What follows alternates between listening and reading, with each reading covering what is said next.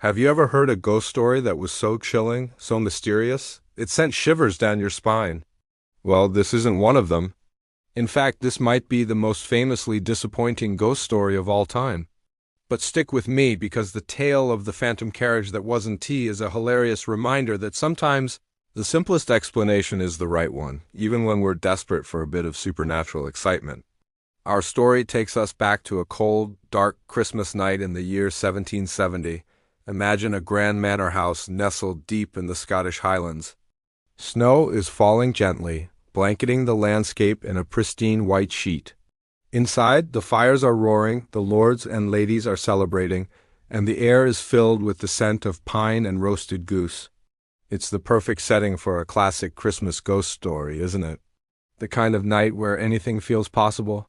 Suddenly, through the swirling snow, the sound of approaching hoofbeats and the rumble of wheels breaks the festive cheer. A horse-drawn carriage emerges from the darkness, pulling up right in front of the manor's grand entrance. The servants, ever attentive, rush to the door, ready to welcome the late-arriving guest. The horse, a magnificent black steed, stands perfectly still, its breath turning to mist in the frigid air. The carriage door swings open with a soft creak, as if inviting someone to step out, and then nothing. Complete and utter silence. No one emerged. The servants peered into the darkness, expecting a cloaked figure to step down onto the snow-covered ground. But the carriage remained stubbornly, eerily empty. They waited 1 minute, 2 minutes. The silence grew heavier, thicker. The horse didn't whinny or stamp its feet. It just stood there, a silent, dark statue against the white snow.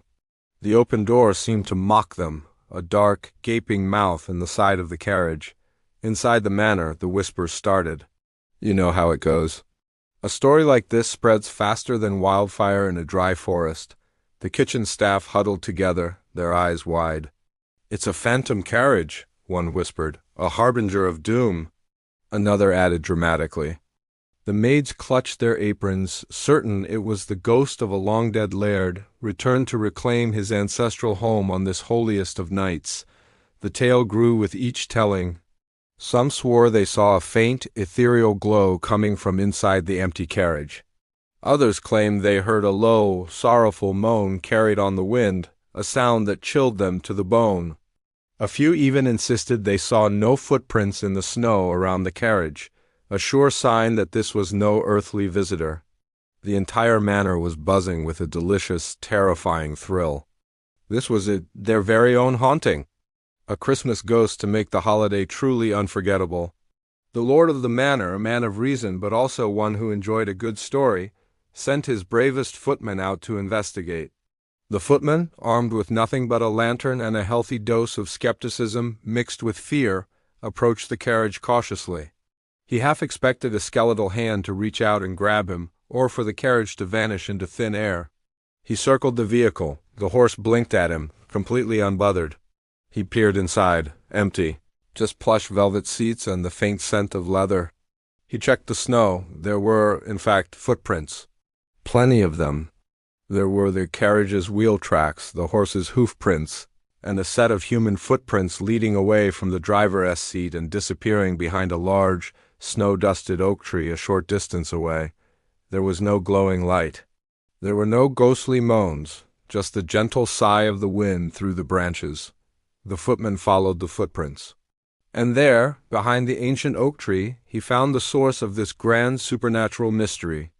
It wasn't a ghost. It wasn't a demon or a phantom from the underworld. It was the carriage driver, a thoroughly living, breathing, and slightly embarrassed man named Angus. When questioned, Angus just shrugged. "A man's got to answer the call of nature, you know," he said, buttoning up his coat. He had simply pulled the carriage up to the manor, put the brake on, and nipped off behind the nearest tree for a bit of privacy. The horse was well trained and knew to stand still. He hadn't expected to cause a full-blown paranormal panic in the process. The footman returned to the manor, trying to keep a straight face as he delivered the news. The phantom carriage, the ghostly harbinger, the Christmas specter, was just waiting for its driver to finish his bathroom break. The collective sigh of disappointment that swept through the manor was almost louder than the earlier whispers of fear. The cooks went back to their kitchens, grumbling about the interruption. The maids shook their heads, a little let down that they didn't have a terrifying tale to tell their grandchildren. The lord of the manor, however, burst out laughing. And so the event was immortalized, not as a chilling tale of the supernatural, but as the famously anticlimactic haunting known as the phantom carriage that wasn't. It became a running joke in the region, a story told around the fire not to scare people but to make them laugh.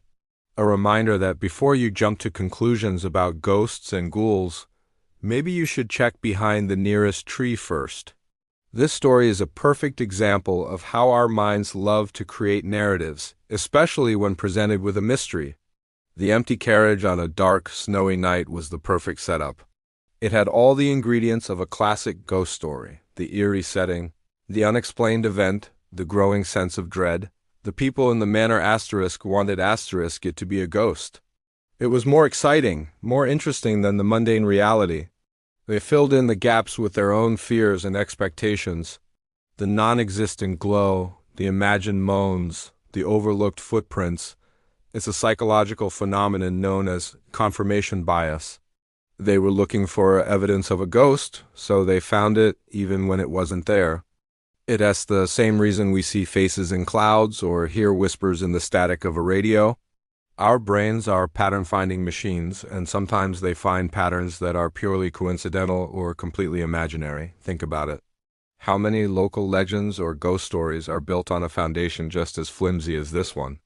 A strange noise in an old house turns out to be the pipes settling. A mysterious light in the sky is just a weather balloon or a distant airplane. A ghostly figure in a photograph is a trick of the light or a smudge on the lens. But what makes the phantom carriage that wasn't so wonderful is its self-awareness. It's a story that pokes fun at our love for the supernatural. It doesn't try to convince you that ghosts are real. Instead, it celebrates the humor in our willingness to believe. It's a historical prank that wasn't even intentional. Poor Angus, the carriage driver, had no idea he was about to become a local legend for the most ordinary reason imaginable. For over 2 centuries, this story has been passed down, not as a warning, but as a charming anecdote. It's a piece of folklore that reminds us to keep a sense of humor and a healthy dose of skepticism. The world is full of genuine mysteries, to be sure, but sometimes a carriage is just a carriage, a horse is just a horse, and a driver is just, well, you know. The next time you hear a creak in the night or see a strange shadow in your peripheral vision, by all means, let your imagination run wild for a moment. It's fun. But before you call the ghost hunters, take a deep breath and remember the story of the empty carriage. Do a little investigating. Check for rational explanations. The phantom you think you see might just be a coat hanging on a door, and the ghostly whisper might just be the wind. Or, in the spirit of our story, someone taking a bathroom break? And isn't that a more comforting thought? That the world isn't always as scary as we make it out to be? That sometimes the biggest mysteries have the simplest, most human solutions. The story of the phantom carriage that isn't about the supernatural. It's about human nature. It's about our love for stories, our capacity for imagination, and our ability to laugh at ourselves when we get it wrong. It's the perfect ghost story, precisely because there's no ghost in it at all. It's a legend of anticlimax, a monument to a non-event, and honestly, I think that makes it one of the best stories ever told. So, this holiday season, if you find yourself telling spooky stories around the fire, be sure to include this one. The one where the biggest scare was just a guy who really, really had to go. Thanks for watching, and if you enjoyed this wonderfully underwhelming tale, don't forget to like, subscribe, and hit that notification bell for more stories from history's stranger-than-fiction files. See you next time.